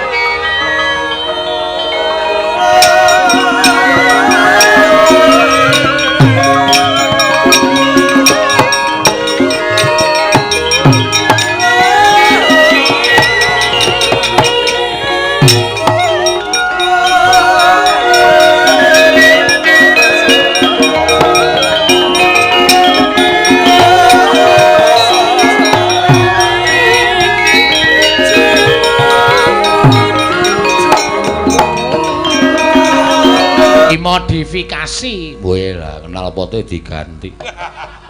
Oh, knalpoti cengelmu iki wae to. Wah, rumasaku nek ora ono Bagong karo aku kaya ora cocok to rek. Ayo omonganmu sak penake dhewe kok. Ya wis, rasa dadak dibahas. Mundambala ora prayoga kedadiane. Heeh. Kae Lundara Janaka Sungkawa. Mesti wae. Sebabe Sira Prabu Darma Kusuma iki ra wis ana telung candra iki ninggal negara Ngamarta. Lho. Aku marah ora ngerti kabar ya rek. Wah, kowe iki abdi sing nirwasa sanggeman kok, Tru. Ya iso wani yuk. Ndara Janaka dilipur penggalihe, men duwe pangarep-arep kengraka timbul ana ing negara Amarta. Ayo, Tru. Ya. Janing yaning talaga kadilange om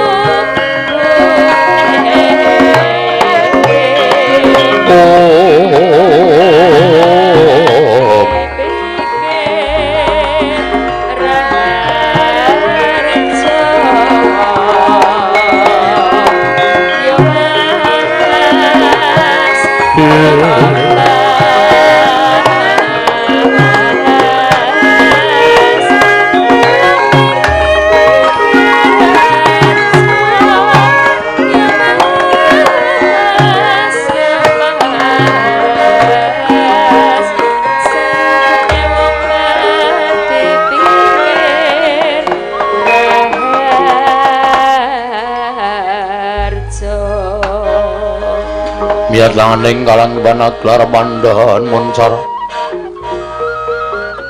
tinon lir kekonang samsara tekan padhang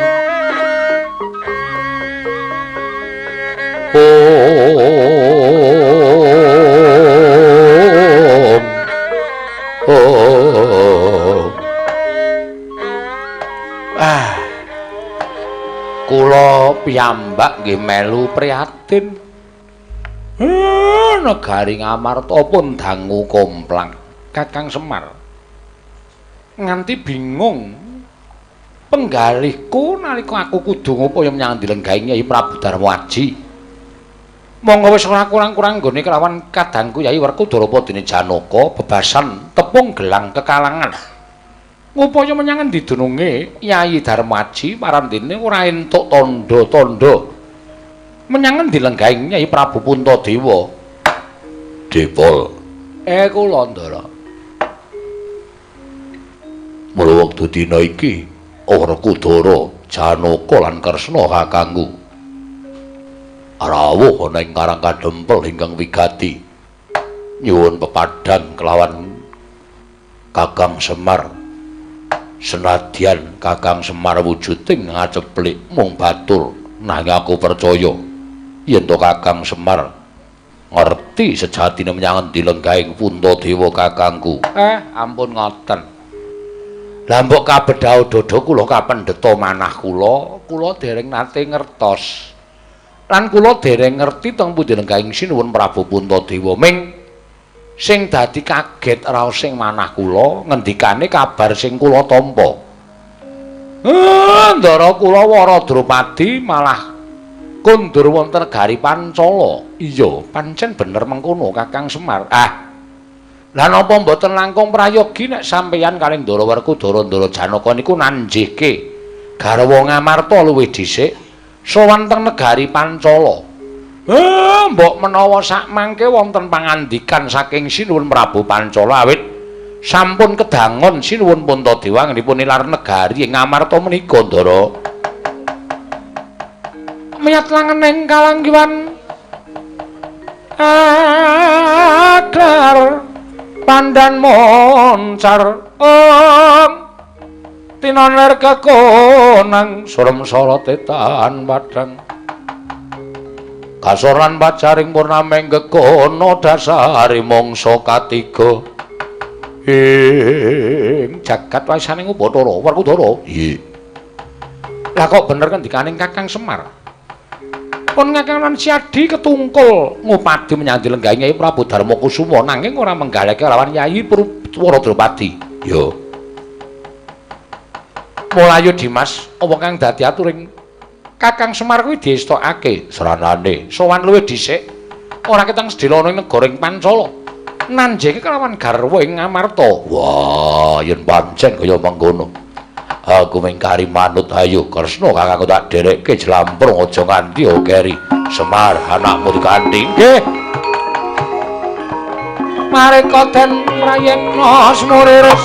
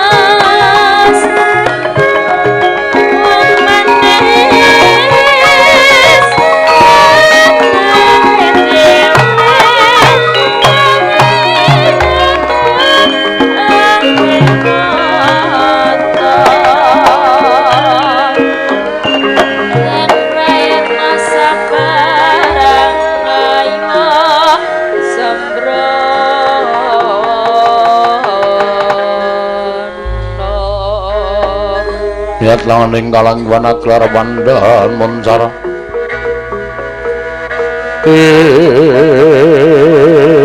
non ler kekonang suram sorotetan padang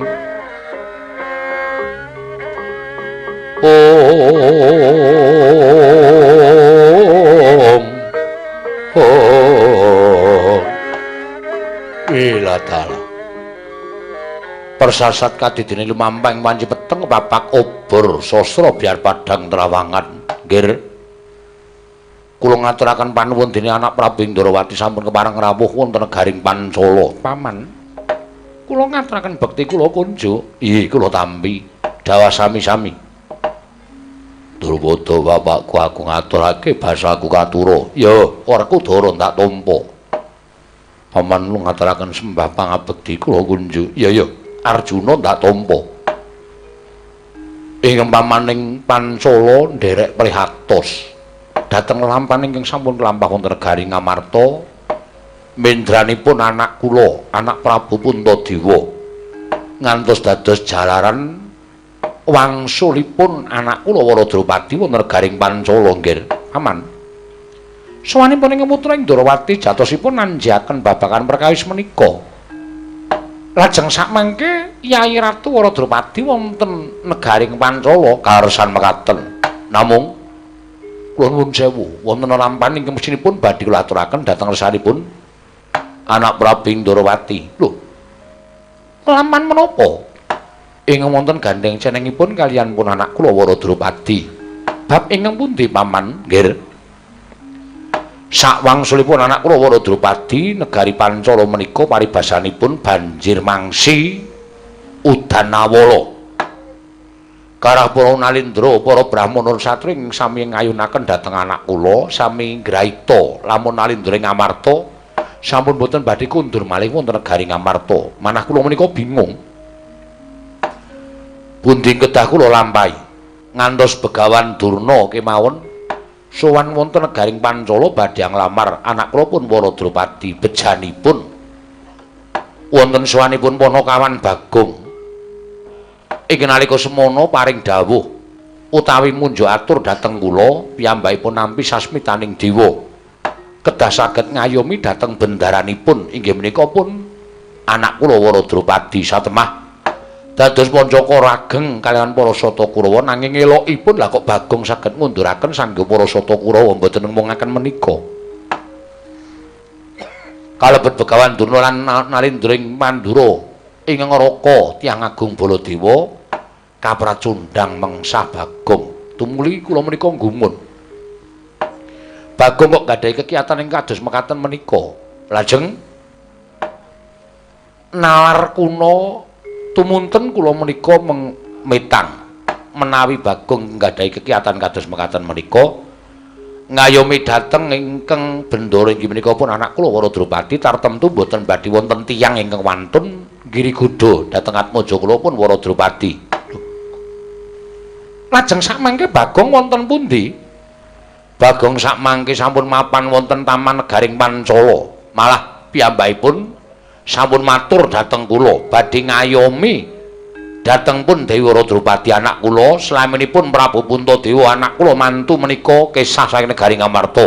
Lan Bagong sampun matur menawi mangke anak Prabu Puntadewa sampun timbul piyambakipun badhe nilar negaring Pancala nanging pakatinipun Bagong kados mekaten menika mboten sae kedadosanipun jer Bagong menika namung derajatipun Panakawan paman. Lah nyatanipun kula sampun kebacut maringi parilah dhateng pun Panakawan Bagong lajeng menika mangke kados pundi nggih gonjang ganjing langit kelap-lapaton lir kincanging risang mawe gandrung dara nggih Arjuna kula wonten paring adhawuh mula sawanipun sawani anake Semar iki mau kok ora katon Bagong. Lah kok jebul Bagong mulang sarak dheweke ninggal malang unggah-ungguh lan tata krama mapan ana negara Pancala kanthi paladan ngayomi marang Mbak Yumu Waradrawati nek nganti Bagong kurang ajar kepiye Janaka Koko Prabu Lati lenggah ing prayogi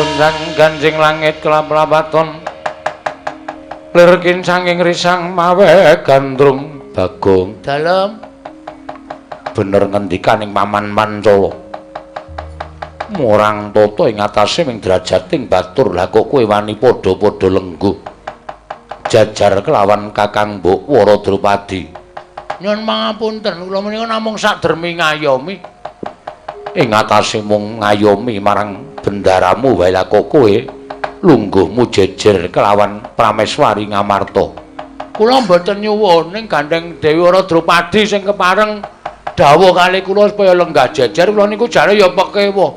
Lah niki lho tangan kula isih abang-abang dijiwiti terus. Napa mboten nganyelke? Yen ngono kowe wis kurang ajar karo Kakang Mbok Wara Drupadi. Mboten. Mboten kurang ajar. Kadanging pun Kakang Yayi Janaka. Sing gedhe pangapuramu ya Dimas. Kaya ngapa ta rasane ngatasé aku tininggal dening guru lakiku nganti tekan 3 candra suwene. Dene ana wong kang gelem ngayomi marang aku. Malah kepara kebeneran to Dimas aja ngruputke karo Bagong. Kakang Mbok, mestinipun boten kados mekaten lampanipun. Panjenengan menika Prameswari negari Ngamarta. Teka Bagong wantun nyala wetah dhateng jengandika lenggah jajar kados mekaten. Malah semunipun radi mboten wonten ginggangipun antawisipun jengandikanipun lenggah kalian pun Bagong. Pancen aku ingkang njaluk supaya Bagong lungguh jejer kelawan aku ya nyatane bareng Bagong jejeri kelawan aku. Atiku krasa tentrem, atiku krasa ayem Yayi. Ngandel ora senengane kok maido arep rupane kaya ngene iki. Ning gedhe dayane Bagong bali ora. Ora. Lho, ora basa. Ora basa wae sampeyan nyatane ketone ajeng meri karo ketrimane uripe Bagong kok. Pokoke aku arep nang kene sak teruse, nek ora sak teruse ya sak timbule Ndara Puntadewa kula ajeng teng mriki ngayomi karo Dewi Wara Drupadi. Yen ngono kowe wani karo Janaka sing tak wedeni apamu kene marganing patimu Bagong.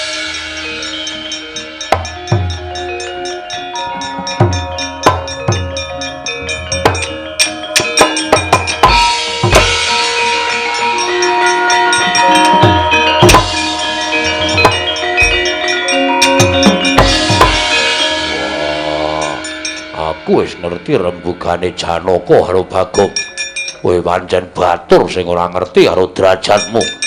Ora gelem medhun kowe jejer karo Wara Drupadi Mbayu laidak mutar kowe. Idan laidak genti kowe arep mutar.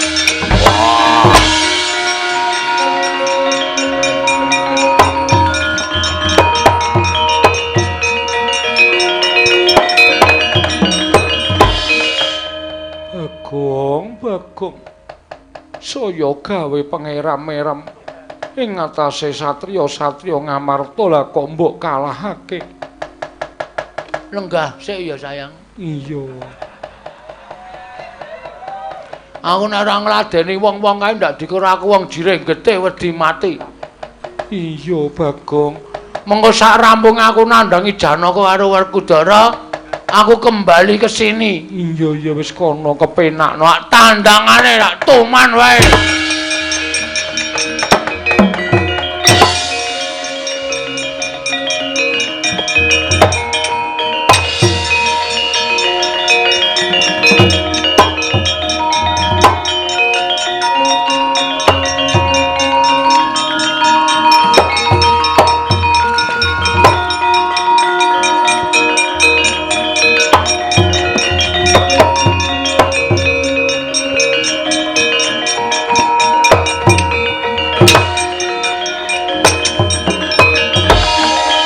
Janaka mboten kinten babar pisan.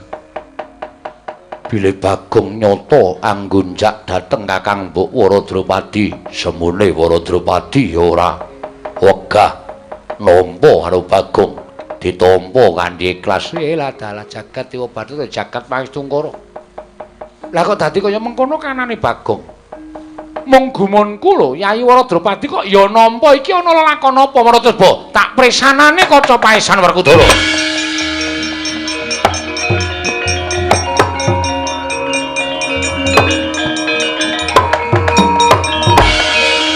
Ya jagat paesane nguput ora wayah Ndara jagat. Lah kok isa-isane nglakoni. Resna kakang kowe ning apa? Sawise mresani kaca paesan teka mesem. Kaya lega penggalin Kresna kakangku. Janaka wonten paring adhawu Werkudara. Piye? Bagong kaya adhep ana. Ning aja kowe gendak sikor karo Bagong. Parmaduka Kanjeng Koko Prabu Janaka luwe-luwe. Kowe sumengkema ning pepadaning Bagong kae njaluka mati wong loro. Wah iya.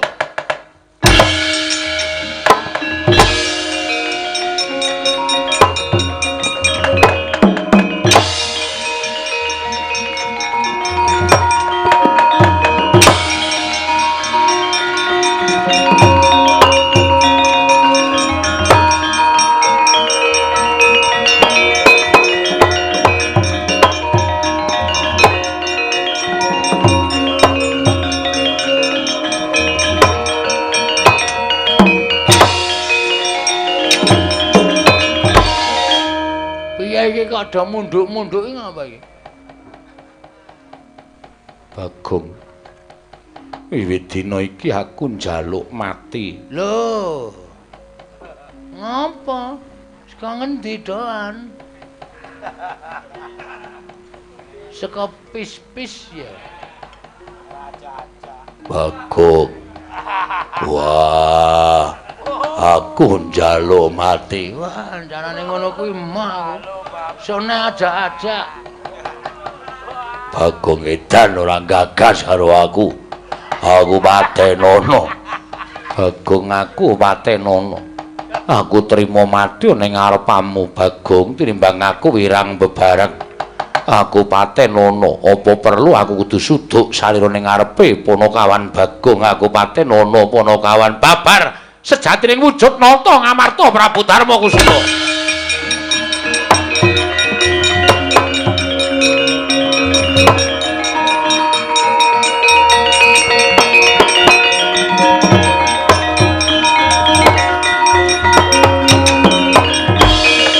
Koko Prabu. Aneh. Aneh piye Yayi? Teka Paduka mimba Bagong solah sakbawanipun mboten benten kalian Bagong. Monggo Koko Prabu menika mboten saged ngecul kumarucul. Nanging ing menapa saged jebles kalian Bagong. Sing tumindak dudu pun Kakang nanging uga Panakawan Bagong ingkang tak papanake ana ing kalpikaku iki Dimas Arjuna.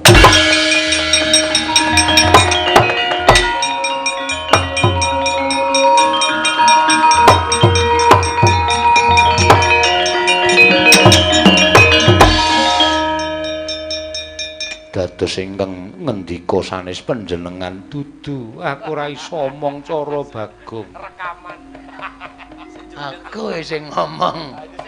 Ya. Lajeng ingkang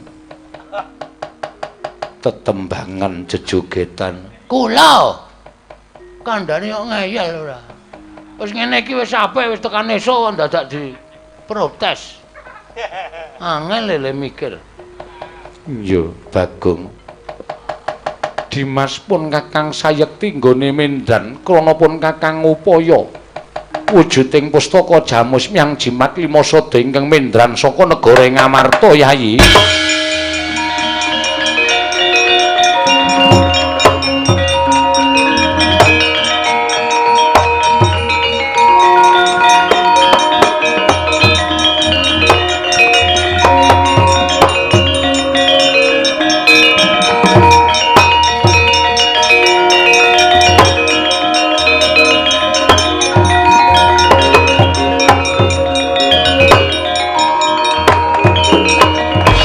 Koko Prabu inggih kula sampun mangertos dayanipun Yayi.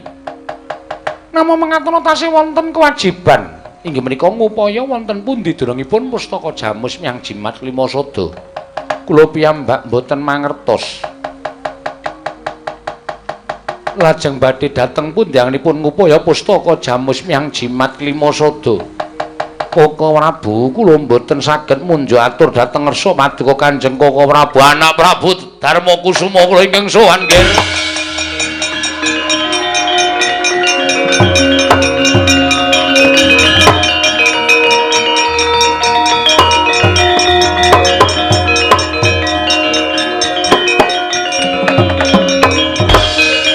Nggih, kula nyuwun senjata pitulung. Ing Rama ing Pancala nyuwun tulung. Paman Pancala wonten menapa? Ingkang garwa anak kula Waradrupadi cinidra dening Duratmaka. Bineta ngambah dirgantara kula sumanggaken nggih anak Prabu Darma Kusuma.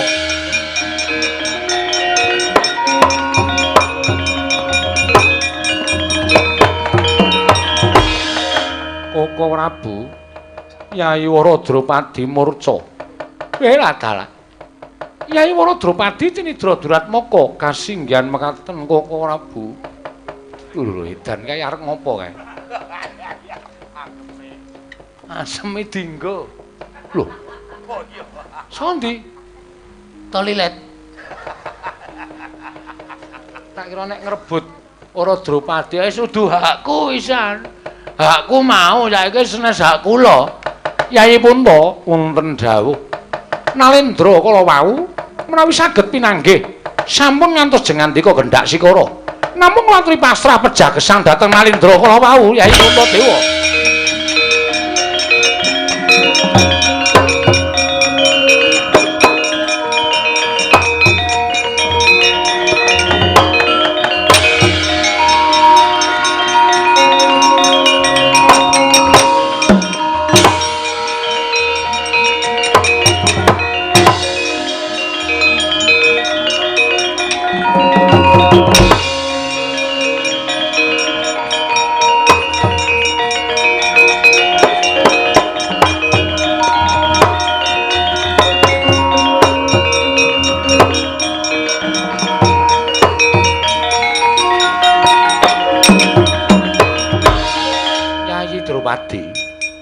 Ora usah dadak kowe bingung. Ora usah dadak kowe rumangsa bakal tiba ning Padasuri. Nanging kowe bakal tiba ning kasur babut kowe winengku garwa dening Nalendra ing pusara Bowi Prabu Kalimantara. Aku Nalendra muda. Kowe njaluk apa wae bakal tak turuti. Waton kowe gelem ngladeni lawan aku nata Kalimantara Waradrupadi.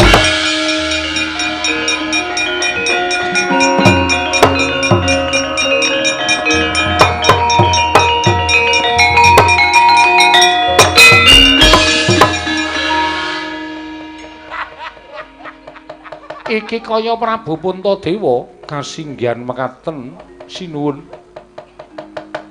menawi paduka badhe garwa dhateng semah kula pun Waradrupadi kula mboten menapa-menapa namung jejeripun piyai kakung mbok inggih medal margi ingkang leres menawi paduka badhe garwa dhateng semah kula monggo kula caosaken tangan kula kekalih kula mboten badhe owel. Upami nyatanipun Waradrupadi menika nggadahi raos dhateng panjenengan malah sak mangke langkung prayogi kedadosanipun jer kula jejering guru laking mboten saged ngayomi dhateng inggih menika tetimbangan kula pun Waradrupadi kenging menapa kula kisah saking negari Ngamarta tigang candra laminipun sampun satrepipun menawi paduka tresna kaliyan pun Waradrupadi Drupadi tresna kaliyan panjenengan. Namung saderengipun maduka mengku garwa dhateng tetimbangan kula pun Waradrupadi kinaryosa nanggen kula ngaturaken dharma bekti kula monggo sinuwun kula aturi nampi dhateng sembah kula babar jatining wujud pustaka jamus jeling maklata.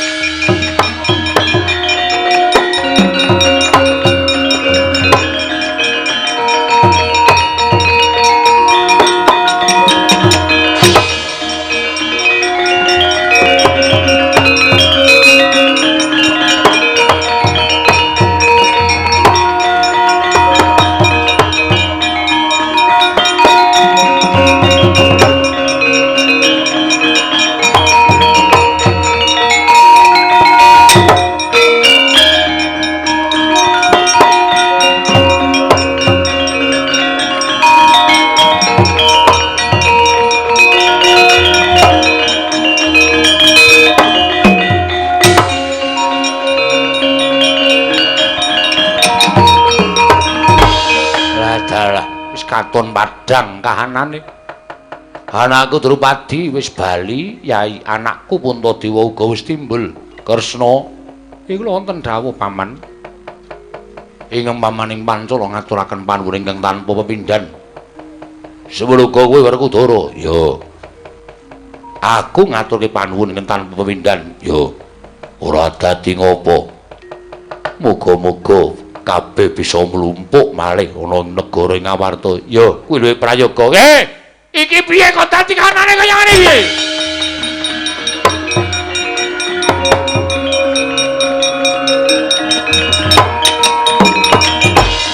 Lho.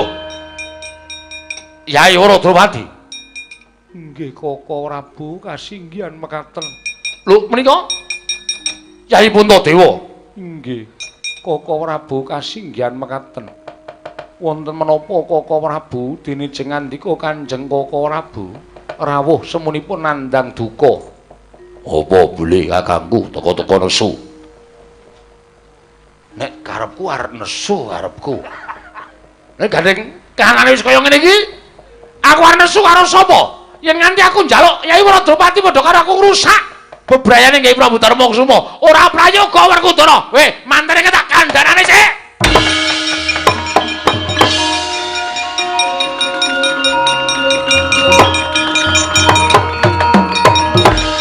Bathara, wonten dawuh. Wangsul. Lho kula kok kan wangsul pripun? Kyai Prabu Puntadewa sampun timbul. Wah. Sampun kondur? Sampun. Aduh. Nek ngaten kula coplok anggipun dandan manten. Coplok kabeh. Inggih ngestaken dawuh. Kula aja bali. Inggih ngestaken dawuh.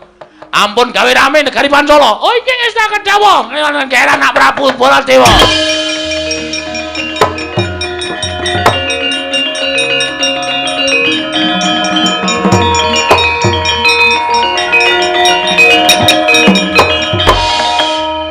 Wis kelakon. Nadyan ora ketang sedhela anakku Wara Drupadi diwengku dening Bagong. Kowe diwengku dening Bagong Drupadi panjenengan ingkang dados Bagong. Iya, sami kemawon boten dados menapa.